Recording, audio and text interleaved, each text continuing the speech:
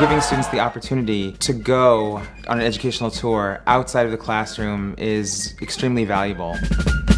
When you go to a city like Boston and you're studying the American Revolution, it comes to life for you. It becomes more real, more tangible, in a way that you just can't get when you're sitting in that classroom and you're looking in that textbook. Coming to Boston made me really think about how old our country actually is, and it's weird realizing that the whole world isn't Texas.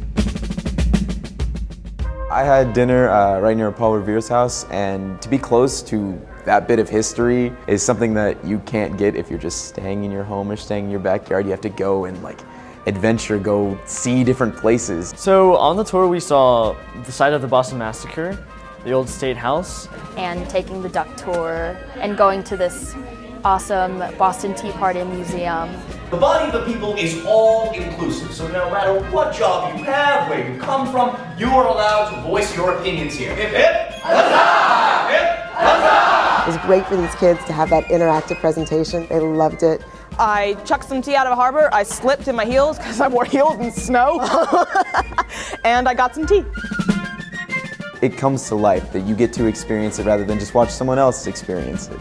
Tour guides for ETA are fantastic. Every single time we had a question, they gave us great information about Boston, about the city, history. If you look at this busy, modern-day intersection, right? Cars are rolling, it's traffic, the weather is crazy.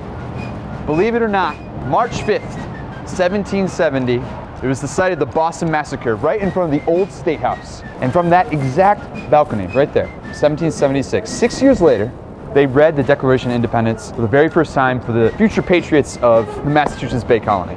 Walking the Freedom Trail yourself can help you connect the dots to what you're learning in school. Not everything that you learn on a tour can be found in a textbook. So when you actually travel to a place and are able to see these different sites, these stories come out. We're standing in front of the African Meeting House, built in 1806. It's the oldest black church building still standing in the U.S.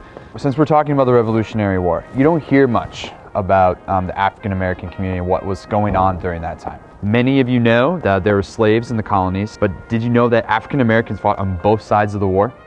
Traveling to someplace outside of your comfort zone, outside of your home, opens your eyes. You see the world differently, and you start to ask questions or think about questions maybe you hadn't thought of before. When you go to Boston, it really makes you think about democracy. What is democracy? What does it mean to me?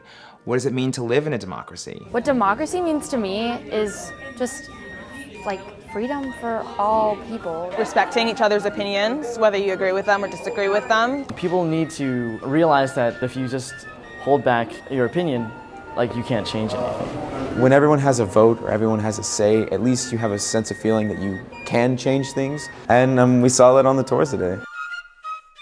One of the things that school principals will tell me is that when students graduate and move on in life, they won't remember much about school, but the one thing they will remember is that class trip. So, raise your feathers high. And rally, Mohawks! Huzzah!